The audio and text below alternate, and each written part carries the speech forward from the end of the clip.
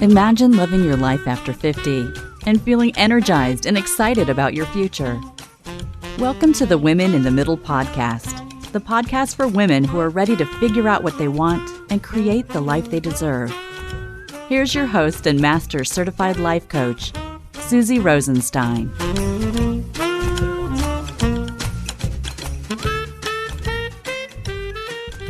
Hey there, welcome back to the podcast, Women in the Middle. I'm your host, Suzy Rosenstein, and I'm so glad to be here with you again for this week's episode, which is all about how to avoid an accidental midlife. We're going deep into this whole thing, and I am excited to share this with you. But first, I just have to tell you about the week I had. This week was full of crazy things that seem to be happening by accident, actually, since we're on the topic, not on purpose. It was one of those weeks that seems like you're in a sitcom and someone is watching your reaction to all the weird stuff that's happening. So first, I went out to the car one night, and when I got in the car, I turned the key and I heard that fateful sound. Click, click, click. I'm like, oh my God, is that an accidental battery death? Then I sent my hubby a text with the sad update from the driveway, and I hopped in the other car, his car. And that one started just fine. I was headed out to vote in the Canadian election, so I had to get there before the polls closed. No problem, got there, voted, all good. Then I hadn't eaten yet and I was hungry, so I stopped, I got something quick, and I parked to eat in the parking lot. About 10 minutes later, turned the key to hear that fateful sound again. Click, click, click. But this time I was in the other car. Could it be another accidental battery death in the same night? Somehow I killed 2 batteries in 30 minutes in 2 different cars. Isn't that weird? So a few days passed and now we're up to Saturday morning. I woke up early. I went downstairs to grab a coffee. I was in good mood and I thought, okay, I'm going to water the plants. I have a lot of plants, so it takes a bit of time. So I'm just going to water the plants while enjoying my coffee. Just take time going back and forth, filling up the pitcher, blah, blah, blah. I hadn't had my coffee yet and my glasses weren't on. So when I first went over to the palm tree that was in the corner, I couldn't really see something that was on the floor. I saw something on the floor, but I couldn't really see what it was. It looked like something dropped out of somebody's pocket or something. It was like half under the couch. Now, like I said, I really hadn't had a cup of coffee yet, and I was a little tired. So my glasses were on top of my head, as they are most of the time. And I grabbed them and I put them on to see what was going on. And to my shock, it was a tail, a long, skinny tail, like, I don't know, about 4 inches. I was shocked. I was so shocked. I was a little scared. I was a little confused. And I was thinking, what could it be? Like a mouse, a rat, a possum? I was confused, and as I was processing it all, it moved. It moved under the couch. I was beside myself. I didn't know what would you do? So I heard upstairs there was one of my kids had gotten up to go to the bathroom, so I went to his room, and he had just gotten back into bed, and I'm like, oh my God, you have to help me. You have to help me. There's something under the couch. There's something under the couch. I need help. He thought I was crazy. I said, get a flashlight, get your phone. So anyway, he came downstairs and he put the flashlight on and he lifted up the couch for me to see what it was. And it was a snake. It was an accidental snake. I don't even know what to say. Remember, I live in a big city, not someplace rural, but I do live on the edge of a ravine system, but I still have no clue how it got in the house.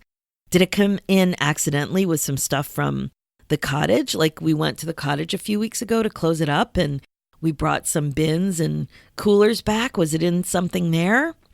Or did it come through the door that the dog uses? Because I do leave that out sometimes. But it was in the living room. Like it wasn't in a hallway. It wasn't near a door. It was under a couch. Okay, anyway, so I managed to capture it in a box, like put a box on top of it with my son's help. And took it outside to the ravine I was in my nightgown and it slithered away and all was fine. Okay, that was number 2. And then within a few hours, I heard one of my kids yelling that there was a bunch of bees in the skylight. Yes, bees. Like at least 14 wasps were in my house, accidentally, of course. Now, we did have a bee problem that we had an exterminator deal with outside in the brick several weeks before that, but that was all dealt with. And we were told there might be some bees in the house. Maybe they're going to come through a skylight. Okay, but 14? Oh my God. So I was still in my nightgown. I got a step stool. I pulled out the central vac with the long stick thing, and I sucked up those bees. Quite a sight, right? And then I totally freaked out when I realized one of those bees was actually on the flower on my nightgown. Can you believe it? What a morning. Like I'm out of breath just sharing it with you. My friends, this was all before 9 a.m. on a Saturday.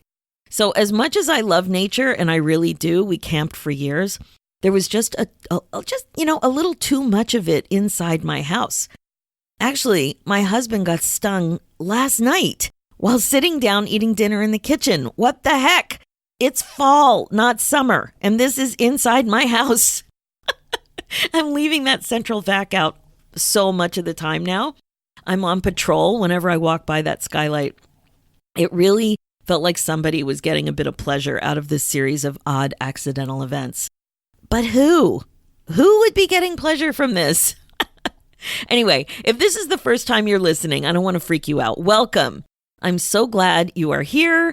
We are all about taking an upbeat, compassionate look at what we're all going through at this age and stage as women in the middle.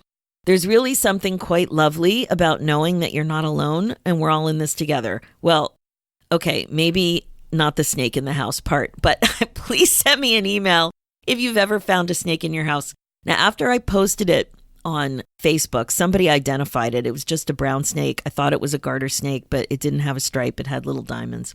And of course, it was harmless, but it was about 1.5 feet long. And finding it in your couch, it was startling, like right under the couch. It took me a week to look under the couch again because I thought, oh my God, maybe there are snakes in the couch. Like my mind started to go crazy. I can't wait to hear from you if this has happened to you. Okay, speaking of upbeat, this episode is sponsored by something new that's going to be launching soon, and I want to tell you about it. It's called the Finally First Midlife Membership. Finally First is a life-changing, upbeat virtual community for midlife women just like you. You can make this your favorite one-stop shop for all of the midlife coaching, mindfulness, and guidance you need from me, Suzy Rosenstein, your master certified life coach. As you may know, I was trained at the Life Coach School, where I'm also an instructor, and I am super confident about how I can help you create the future you want. You'll also get to connect with an amazing bunch of like-minded women like you who know what it's like to be in a midlife funk and are ready to bust out and get excited about their lives again. The thing is that you don't have to waste time feeling stuck and alone. Here's all you need to do right now. Just get on the VIP wait list. Sign up for updates and launch information there and stay connected so you'll hear all about the details first. The Finally First Midlife Membership is here to help you put yourself first and get the midlife support and community that you've been looking for. Seriously, it's where you need to be, and it won't be the same without you. Your voice and experience are needed. They're valuable, and they'll help other amazing women in the middle. So just head over to www.coachwithsuzy.com/membership. That's Suzy with a Z. www.coachwithsuzy.com/membership. And sign up for the waitlist there. And then you'll be in the loop and you won't miss anything. You never know. It usually pays to be on a list like this. I am just saying. Okay, let's dive in. Today, we're talking about how to avoid an accidental midlife. And why should you avoid having an accidental midlife, you might be wondering. So you can do midlife on purpose. That's why. And I'm not talking about snakes or bees anymore. We're getting into the good stuff. I always like to start out with a definition. So let's look at the difference between something that's accidental and something that's on purpose. Something is accidental when it's random, coincidental, arbitrary, automatic, spontaneous, and impromptu, this sort of thing. In contrast, doing something on purpose means doing something intentionally, deliberately, purposefully, willfully, by design, knowingly, consciously. Okay, I have a feeling you are following me. Living midlife on purpose is about being deliberate and doing things in a very intentional and conscious way. Living midlife by accident means winging it, being spontaneous and random, not really thinking about what you're doing and just doing. Big difference, right? Don't get me wrong with the spontaneous part of the definition. The idea is that more midlife on purpose is being purposeful about your midlife direction, in line with your goals, values, and priorities versus just doing things and making decisions willy-nilly. I like spontaneity, but it just can't be the majority of the way you're doing midlife. If you want to, accomplish your goals, that sort of thing. Now, because you're older now, I know you're becoming much more aware of this idea. You get frustrated with yourself when you're not as intentional as you want to be. I hear this over and over with clients.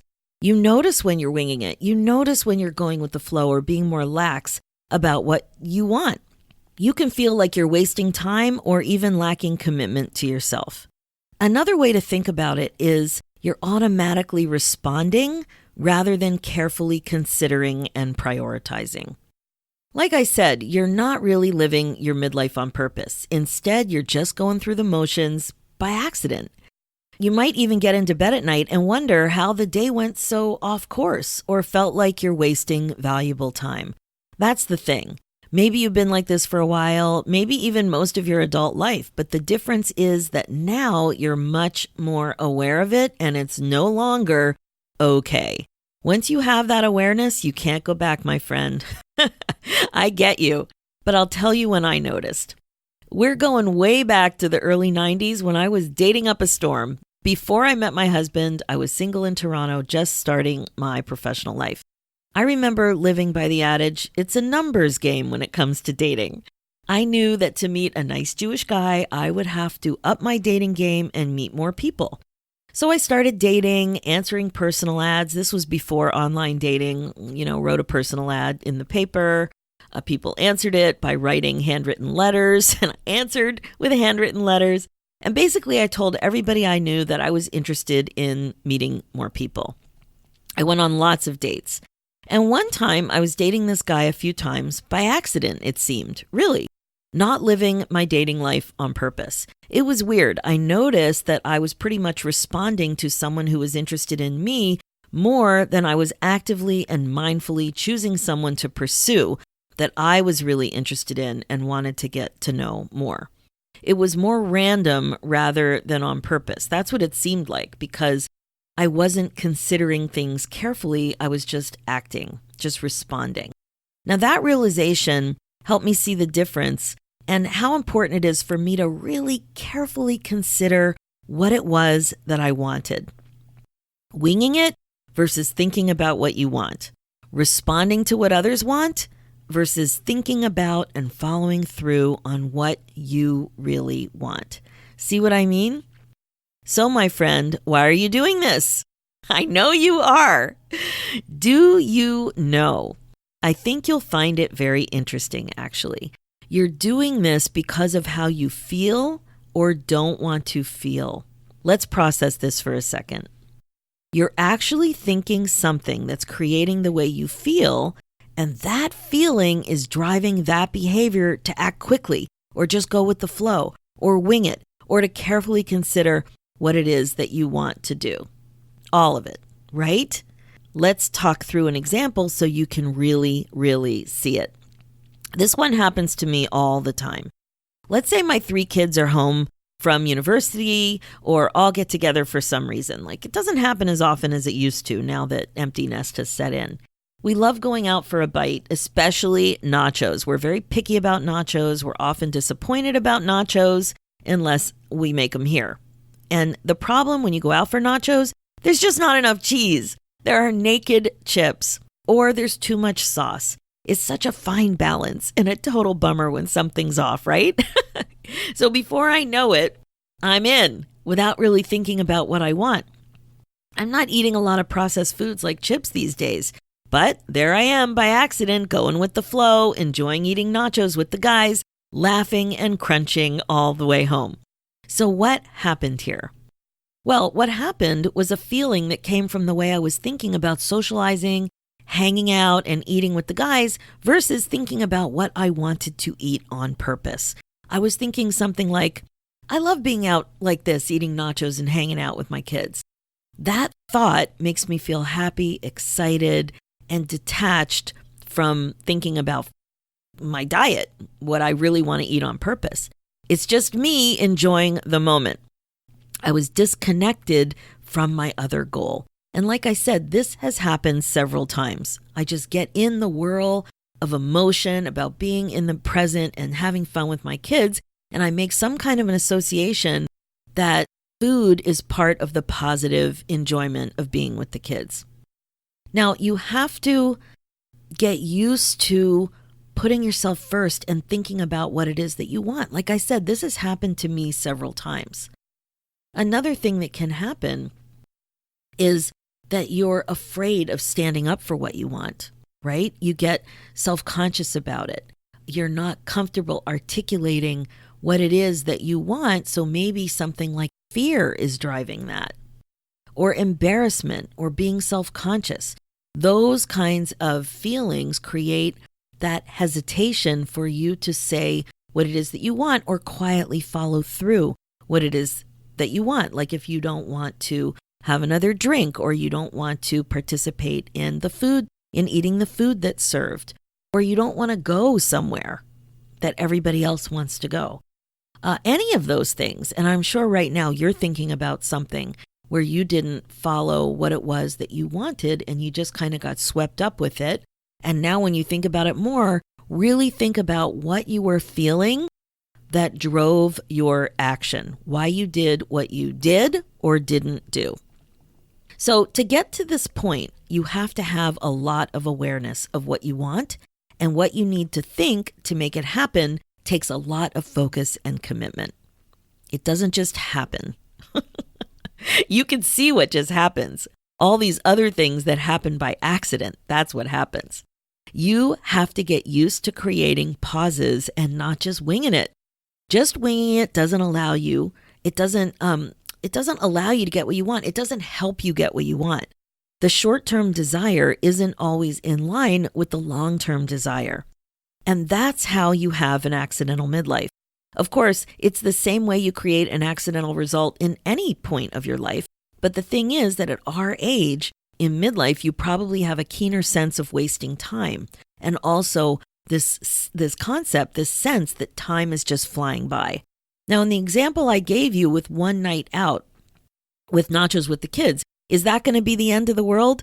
No, of course it's not going to be the end of the world. But if you're not used to thinking on purpose, this will be the norm. It will not be the exception. It will be the rule. You just keep thinking the way you've been thinking. You've created a deep neural pathway that has become the path of least resistance and easy to think. It's like your go-to thought. Your brain is super efficient. So for you to override this type of habitual thinking, you have to be on top of your thinking and have heightened awareness of what's going on up there.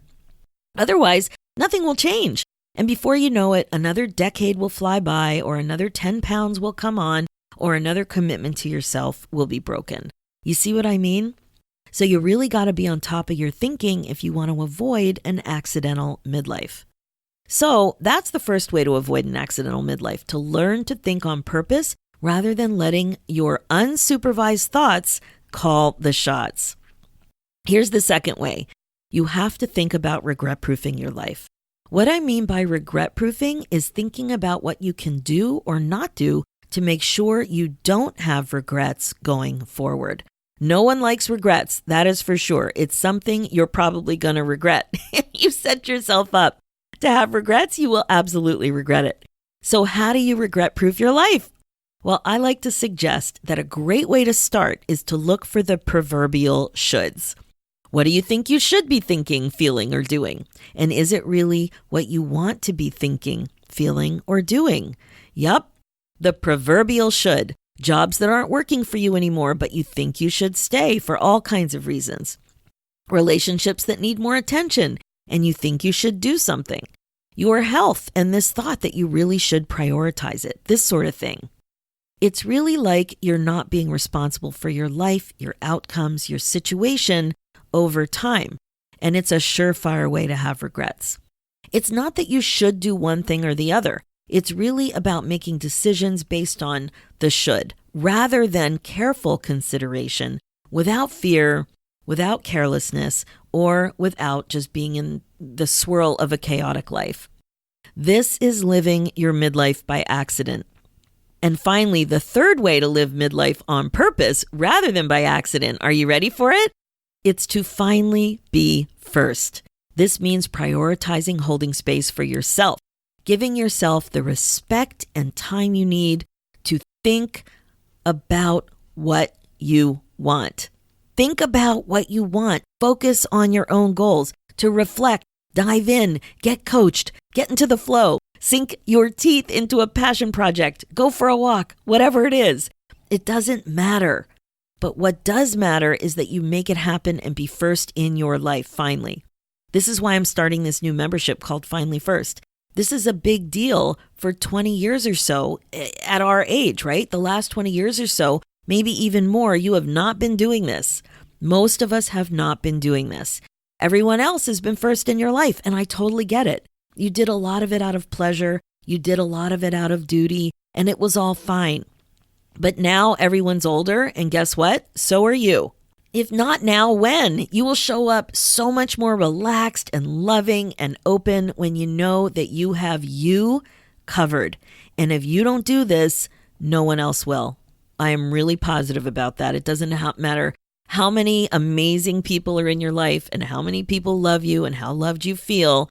You are the one responsible for putting yourself first. As an older and wiser woman in the middle, you absolutely know this firsthand if you are really being honest with yourself. So that's it, my friends. That's your 3-step game plan for how to avoid an accidental midlife.